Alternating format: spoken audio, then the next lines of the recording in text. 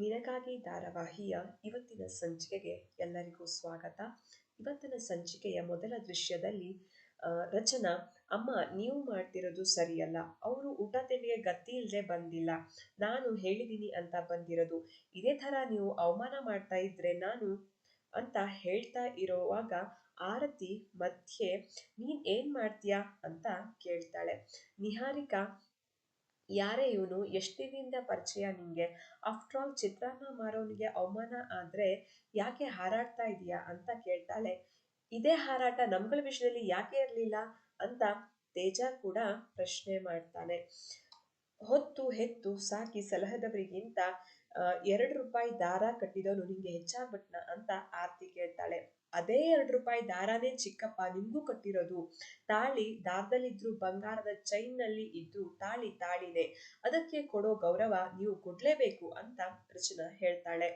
ನಮಗೆ ಎದುರು ಉತ್ತರ ಕೊಡ್ತೀಯಾ ನೀನು ಅಂತ ವಜ್ರೇಶ್ವರಿ ಕೋಪ ಮಾಡ್ಕೊಂಡು ಕೇಳ್ತಾಳೆ.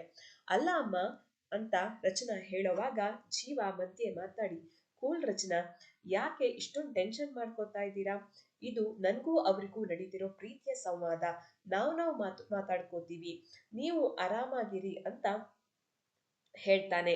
ನಿಮ್ಮ ಈ ಅತ್ಯಮೂಲ್ಯವಾದ ಗಿಫ್ಟ್ಗೆ ತುಂಬಾ ಥ್ಯಾಂಕ್ಸ್. ಫಂಕ್ಷನ್ಗಳಲ್ಲಿ ಮುಯಿ ಬರಿಬೇಕಾದ್ರೆ ಜನ 100, 200, 500, 1000 ಅಂತ ರೌಂಡ್ ಫಿಗರ್ನ ಬರ್ಸಲ್ಲ. 101, 201, 501, 1001 ಅಂತ ಈ 1 ರೂಪಾಯಿನ ಸೇರಿಸಿ ಬರೀತಾರೆ. ಈ 1 ಅನ್ನೋದು ಶುಭ ಸಂಕೇತ. ನೀವು ಅದನ್ನ ನನಗೆ ಕೊಟ್ಟು ನನ್ನನ್ನು ಹಾರೈಸಿದೀರಾ ಅಂತ ವಜ್ರೇಶ್ವರಿಗೆ ಜೀವ ಹೇಳ್ತಾನೆ. ಅಲ್ಲಿಗೆ ನನ್ನ ಪಾಲಿಗೆ ನೀವು ಅನಿಷ್ಟ ಆದ್ರೂ ನಿಮ್ಮ ಪಾಲಿಗೆ ನಾನು ಅದೃಷ್ಟವಂತ ಅಂತ ಇಂಡೈರೆಕ್ಟ್ ಗೆ ಹೇಳ್ತಿದ್ದೀರಾ. ಈ 1 ರೂಪಾಯಿ ನನ್ನ ಯೋಗ್ಯತೆ ಆದ್ರೆ ನೀವು 1 ಕೋಟಿ ಎಸ್ದು ಇಲ್ಲಿ ನೋಡು ಇದು ನನ್ನ ಯೋಗ್ಯತೆ ಅಂತ ತೋರಿಸ್ಬೇಕಾಗಿತ್ತು. ಆದ್ರೆ ನೀವು ಅದೇ 1 ರೂಪಾಯಿನ ಎಸಿತೀರಾ ಅಂದ್ರೆ ನಿಮ್ಮ ಯೋಗ್ಯತೆನೂ 1 ರೂಪಾಯಿನೇ ಅಂತ ಜೀವ ಹೇಳ್ತಾನೆ. ಜೀವನ ಉತ್ತರ ಕೇಳಿ ಬಾಲ ಖುಷಿಯಿಂದ ಸಿಳ್ಳೆ ಹಾಕಿದ್ರೆ ಆನಂದು ನಗ್ತಾನೆ. ಎರಡನೆಯ ದೃಶ್ಯದಲ್ಲಿ ನಿಧಿ ಮತ್ತೆ ಕೃಷ್ಣ ರೂಮ್ ನಲ್ಲಿ ಇರ್ತಾರೆ. ಕೃಷ್ಣ ಹತ್ರ ಇರೋ ಗಣೇಶನ ನೋಡಿ ನಿಧಿ, ಗಣೇಶ ಸ್ಟ್ಯಾಚ್ಯೂ ತಂದಿದೀಯಾ ಅಂತ ಕೇಳ್ತಾಳೆ.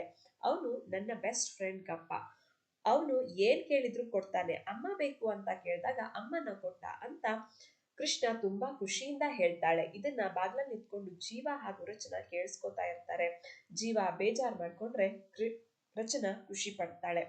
ಮೂರನೆಯ ದೃಶ್ಯದಲ್ಲಿ ರಚನಾ ಜೀವ ಆಚೆ ಬಂದು ಮಾತಾಡ್ಕೋತಾರೆ. ರಚನಾ ಜೀವಾಗೆ ಸಾರಿ ಕೇಳ್ತಾಳೆ. ನಮ್ಮ ಮದ್ವೆಯಿಂದ ಅವರಿಗೆಲ್ಲ ಹರ್ಟ್ ಆಗಿದೆ, ಅದಕ್ಕೆ ಹೀಗೆ ಆಡ್ತಾ ಇದ್ದಾರೆ, ಅವರೆಲ್ಲ ತುಂಬಾ ಒಳ್ಳೆಯವರು ಅಂತ ಹೇಳ್ತಾಳೆ. ಆಗ ಜೀವ, ನಮ್ಗೆ ಮದ್ವೆ ಆಗಿಲ್ಲ, ಆಗಿರೋ ತರ ಆಕ್ಟ್ ಮಾಡ್ತಾ ಇದ್ದೀವಿ ಅಷ್ಟೇ, ಮೊದ್ಲೇ ಸಿನಿಮಾದವರು ನೀವು ಅಂತ ಹೇಳ್ತಾನೆ. ಅದಕ್ಕೆ ರಚನಾ, ಇನ್ನೊಂದ್ 2 ದಿನ ಅಡ್ಜಸ್ಟ್ ಮಾಡ್ಕೊಳ್ಳಿ, ಎಲ್ಲ ಸರಿ ಹೋಗುತ್ತೆ ಅಂತ ಹೇಳ್ತಾಳೆ. ಅಡ್ಜಸ್ಟ್ ಮಾಡ್ಕೊಳಕ್ಕೆ ಅವರೆಲ್ಲ ನನ್ನ ಬಂಧುನ ಬಳಗನ, ನನ್ಗೂ ಅವರಿಗೂ ಏನ್ ಸಂಬಂಧ, ಹೋಗ್ಲಿ ನನ್ಗೂ ನಿಮ್ಗೂ ಏನ್ ಸಂಬಂಧ ಅಂತ ಜೀವ ಕೋಪ ಮಾಡ್ಕೋತಾನೆ. ಕೃಷ್ಣಗೋಸ್ಕರ ನಾವಿಬ್ರು ಒಟ್ಟಿಗೆ ಇರೋ ಅನಿವಾರ್ಯತೆ ಇದೆ, ಅರ್ಥ ಮಾಡ್ಕೊಳ್ಳಿ, ಈ ಮನೇಲಿ ನೀವೆಲ್ಲ ನನ್ ಜವಾಬ್ದಾರಿ, ನಂಗೆ ಸ್ವಲ್ಪ ಟೈಮ್ ಕೊಡಿ, ನಾನೆಲ್ಲ ಸರಿ ಮಾಡ್ತೀನಿ ಅಂತ ರಚನಾ ಹೇಳ್ತಾಳೆ. ಜೀವ ಅಲ್ಲಿಂದ ಹೋಗ್ತಾನೆ. ಇದೇ ಸಮಯಕ್ಕೆ ನಿಧಿ ಅಲ್ಲಿಗೆ ಬಂದು ನಿಮ್ಮಿಬ್ಬರ ಮಧ್ಯೆ ಜಗಳ ಆಯ್ತಾ ಅಂತ ಕೇಳ್ತಾಳೆ. ಶಾಸ್ತ್ರ ಎಲ್ಲ ಚೆನ್ನಾಗಾಯ್ತಾ, I am so happy for you ಅಕ್ಕ, ನೀನು ಇಷ್ಟಪಟ್ಟಿರೋ ಲೈಫ್ ನಿಂಗೆ ಸಿಕ್ತು ಅಂತ ಹೇಳಿ ಇಬ್ರು ಹಗ್ ಮಾಡ್ಕೋತಾರೆ. ಮನ್ಸಲ್ಲೇ ರಚನಾ, ಇಲ್ಲ ನಿಧಿ, ಆಕ್ಟಿಂಗ್ ಬಿಟ್ಟು ರಿಯಲ್ ಆಗಿ ಇರ್ಬೇಕು ಅಂತ ಇಷ್ಟಪಟ್ಟೆ, ಆದ್ರೆ ನನ್ ದುರಾದೃಷ್ಟಕ್ಕೆ ಕ್ಯಾಮ್ರಾ ಇಲ್ದೆ ಇದ್ರೂ ಆಕ್ಟ್ ಮಾಡೋ ಪರಿಸ್ಥಿತಿ ಬಂದಿದೆ ಅಂತ ಬೇಜಾರ್ ಮಾಡ್ಕೋತಾಳೆ. ನಾಲ್ಕನೆಯ ದೃಶ್ಯದಲ್ಲಿ ವಜ್ರೇಶ್ವರಿ ಹಾಗೂ ಜನಾರ್ದನ್ ಫೋನಲ್ಲಿ ಮಾತಾಡ್ಕೋತಾ ಇರ್ತಾರೆ. ನಾನ್ ಹೇಳ್ದಂಗೆ ನನ್ ಪ್ಲಾನ್ ಸೂಪರ್ ಹಿಟ್ ಆಯ್ತು ಲಾಯರ್ ಸಾಹೇಬ್ರೆ, ರಚನಾ ಮನೆಗೆ ವಾಪಸ್ ಬಂದ್ಲು ಅಂತ ವಜ್ರೇಶ್ವರಿ ಹೇಳ್ತಾಳೆ. ಹಾಫ್ ಕಂಗ್ರಾಚುಲೇಷನ್ಸ್ ನಿನ್ಗೆ, ರಚನಾ ಒಬ್ಳೆ ಬಂದಿಲ್ಲ, ಅವಳ ಜೊತೆಗೆ ಪಟಾಲಂ ಬಂದಿದ್ಯಲ್ಲ ಅಂತ ಜನಾರ್ದನ್ ಹೇಳ್ತಾರೆ. ಪಟಾಲಂಗೆ ಹೇಗೆ ಪಂಚಕಜ್ಜಾಯ ಕೊಡ್ಬೇಕು ಅಂತ ನನ್ಗೆ ಗೊತ್ತಿದೆ ಅಂತ ವಜ್ರೇಶ್ವರಿ ಹೇಳ್ತಾಳೆ. ಜೀವಾಗೆ ಉಸಿರು ಕಟ್ಸಿ, ಹೇಗೆ ಅಂದ್ರೆ ಅವನಾಗೆ ಹೇಳ್ಬೇಕು ನಂಗೆ ರಚನಾಗೆ ಮದ್ವೆ ಆಗಿಲ್ಲ ಅಂತ, ನಮ್ಮನ್ನ ಬದುಕೋಕೆ ಬಿಡಿ ಅಂತ ಕೇಳ್ಕೋಬೇಕು ಅವನು ಅಂತ ಜನಾರ್ದನ್ ಕೋಪದಿಂದ ಹೇಳ್ತಾನೆ. ಬರೀ ಜೀವ ಒಪ್ಕೊಂಡ್ರೆ ಸಾಲದು, ರಚನಾನು ಒಪ್ಕೋಬೇಕು, ಹಾಗೆ ಮಾಡ್ತೀನಿ ನಾನು, ಒಟ್ನಲ್ಲಿ ನನ್ಗೆ ಮಗಳು ಸಿಗ್ಬೇಕು ಅಂತ ವಜ್ರೇಶ್ವರಿ ಹೇಳ್ತಾಳೆ. ನಿಮ್ಗೆ ಮಗಳು ಸಿಗ್ಬೇಕು, ನನ್ಗೆ ನನ್ನ ಮೊಮ್ಮಗಳು ಸಿಗ್ಬೇಕು ಅಂತ ಜನಾರ್ದನ್ ಹೇಳ್ತಾನೆ. 5ನೆಯ ದೃಶ್ಯದಲ್ಲಿ ರಚನಾ ಅಮ್ಮನ್ ರೂಮಿನ ಡೋರ್ ತಟ್ಟೋಕೆ ಹೋಗಿ ವಾಪಸ್ ಬರ್ತಾಳೆ. ಇದನ್ನ ಹೊರಗಡೆಯಿಂದ ನೋಡಿದ ವಜ್ರೇಶ್ವರಿ ರೂಮ್ ಒಳಗೆ ಬರಕ್ಕೂ ಹಿಂಜರಿತಿದ್ಯಾ, ಇಲ್ಲಿದ್ದೋಳು ಎಲ್ ಬಂದು ನಿಂತಿದ್ಯಾ ನೋಡು, ಇವಾಗ್ಲಾದ್ರೂ ಅರ್ಥ ಆಗ್ತಿದ್ಯಾ ನಿನ್ಗೆ, ನನ್ ಪ್ರಶ್ನೆಗೆ ಉತ್ತರ ಕೊಡೋವರೆಗೂ ನನ್ನ ಹತ್ರ ಮಾತಾಡ್ಬೇಡ ಅಂತ ಹೇಳ್ತಾಳೆ. ಏನ್ ಪ್ರಶ್ನೆ ಅಮ್ಮ ಅಂತ ರಚನಾ ಕೇಳಿದಾಗ, ಜೀವಂಗೂ ನಿಂಗೂ ಹೇಗೆ ಮದ್ವೆ ಆಯ್ತು, ಅವ್ನ್ ನಿಂಗೆ ಹೇಗೆ ತಾಳಿ ಕಟ್ದ, ಎಲ್ಲಿ ಕಟ್ದ ಹೇಳು ಅಂತ ವಜ್ರೇಶ್ವರಿ ಒಂದೇ ಸಮನೆ ಪ್ರಶ್ನೆ ಮಾಡ್ತಾಳೆ. ರಚನಾಗೆ ದೇವಸ್ಥಾನದಲ್ಲಿ ಯಾವ ಕಾರಣಕ್ಕೂ ಯಾರ ಹತ್ರನೂ ಮದ್ವೆ ವಿಷಯ ಬಾಯಿ ಬಿಡಲ್ಲ ಅಂತ ಚಿಕ್ಕಪ್ಪನ್ಗೆ ಕೊಟ್ಟಿರೋ ಮಾತು ಜ್ಞಾಪಕ ಬರುತ್ತೆ. ಆಗ ರಚನಾ, ಅಮ್ಮನವರು ನನ್ಗೆ ತೋರಿಸಿರೋ ದಾರಿಲಿ ನಡೀತಾ ಇದ್ದೀನಿ, ಅದೇ ಸತ್ಯ, ಉಳಿದಿದ್ದೆಲ್ಲ ಮಿಥ್ಯ ಅಂತ ಹೇಳ್ತಾಳೆ. ಇದಿಷ್ಟನ್ನ ಹೇಳಿ ರಚನಾ ಅಲ್ಲಿಂದ ಹೋಗ್ತಾಳೆ. ಆಗ ವಜ್ರೇಶ್ವರಿ ತುಂಬಾ ಕನ್ಫ್ಯೂಸ್ ಮಾಡ್ತಿದ್ದಾಳಲ್ಲ, ನಾನು ಅನ್ಕೊಂಡಂಗೆ ಈ ತಾಳಿ ಹಿಂದೆ ಏನೋ ಕತೆ ಇದೆ, ಆದಷ್ಟು ಬೇಗ ಬಾಯಿ ಬಿಡಿಸ್ಬೇಕು ಅಂತ ಅನ್ಕೋತಾಳೆ. 6ನೆಯ ದೃಶ್ಯದಲ್ಲಿ ಬಾಲ್ಕನಿಯಲ್ಲಿ ಜೀವ, ಕೃಷ್ಣ ಮತ್ತು ಬಾಲ ಮಾತಾಡ್ತಾ ಇರ್ತಾರೆ. ಮನೆ ದೊಡ್ಡದಾಗಿದೆ ಅಷ್ಟೇ, ಇಲ್ಲಿರೋರ ಮನಸ್ಸು ದೊಡ್ಡದಾಗಿಲ್ಲ ಅಂತ ಬಾಲ ಹೇಳ್ತಾನೆ. ನಮ್ ಕಂಡ್ರೆ ಅವರಿಗೆ ಇಷ್ಟ ಆಗ್ತಿಲ್ಲ, ನೋಡಿದ್ರೇನೆ ಮುಖ ತಿರ್ಸ್ಕೋತಾರೆ ಅಂತ ಕೃಷ್ಣನೂ ಹೇಳ್ತಾಳೆ. ನಿಮ್ಮನ್ನ ಇಲ್ಲಿಗೆ ಕರ್ಕೊಂಡ್ ಬಂದಿರೋದೇ ಒಂದ್ ಮುಖ್ಯವಾದ ಕಾರಣಕ್ಕೆ, ನಿಮಗೆ ಯಾವಾಗ ವಾಪಸ್ ಹೋಗ್ಬೇಕು ಅನ್ಸುತ್ತೋ ಆವಾಗ ಹೇಳಿ, ಹೊರಟು ಬಿಡೋಣ ಅಂತ ಜೀವ ಹೇಳ್ತಾನೆ. ಹೋಗೋ ಹಾಗಿದ್ರೆ ಅಮ್ಮನ್ನ ಜೊತೆಗೆ ಕರ್ಕೊಂಡು ಹೋಗ್ಬೇಕು ಅಂತ ಕೃಷ್ಣ ಹೇಳ್ತಾಳೆ. 7ನೆಯ ದೃಶ್ಯದಲ್ಲಿ ಅಶ್ವಿನ್ಗೆ ನಿಹಾರಿಕಾ ಕಾಲ್ ಮಾಡಿ ಜೀವ ರಚನಾ ಮನೆಗೆ ಬಂದಿರೋ ವಿಷಯನ ಹೇಳ್ತಾಳೆ.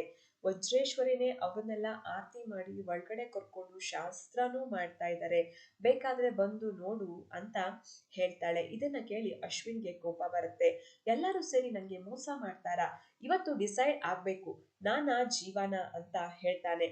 ಬಿಟ್ರೆ ವಜ್ರೇಶ್ವರಿನೇ ತುಳಿದ್ಬಿಡ್ತೀನಿ ನಾನು, ಆಟ ಈಗ ಶುರು ಅಂತ ನಿಹಾರಿಕಾ ತನ್ನಲ್ಲೇ ಹೇಳ್ಕೊತಾಳೆ.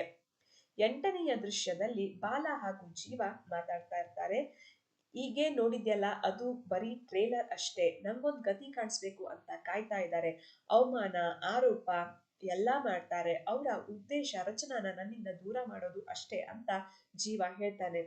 ಇದಕ್ಕೆ ಬಾಲ, ಏನೇ ಅವಮಾನ ಆದ್ರೂ ತಡ್ಕೋತೀನಿ, ನಾವು 4 ಜನ ಒಂದೇ ಫ್ಯಾಮಿಲಿ, ಏನೇ ಆದ್ರೂ ಒಗ್ಗಟ್ಟಾಗಿ ಇರ್ತೀವಿ, ಒಟ್ಟಾಗೆ ಗೆಲ್ತೀವಿ ಅಂತ ಬಾಲ ಹೇಳ್ತಾನೆ. 9ನೆಯ ದೃಶ್ಯದಲ್ಲಿ ಆನಂದು ಅಡಿಗೆ ರೆಡಿನಾ ಅಂತ ರಚನಾ ಅಡಿಗೆ ಮನೆಗೆ ಬರ್ತಾಳೆ.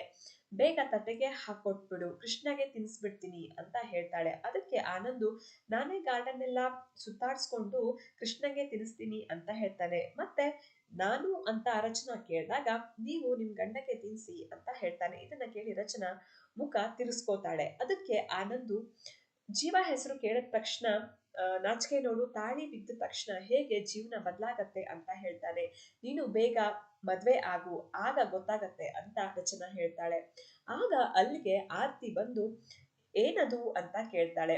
ಕೃಷ್ಣಗೆ ಊಟ ಹಾಕೊಡ್ತಾ ಇದ್ದೀನಿ ಅಂತ ಆನಂದು ಹೇಳ್ತಾನೆ.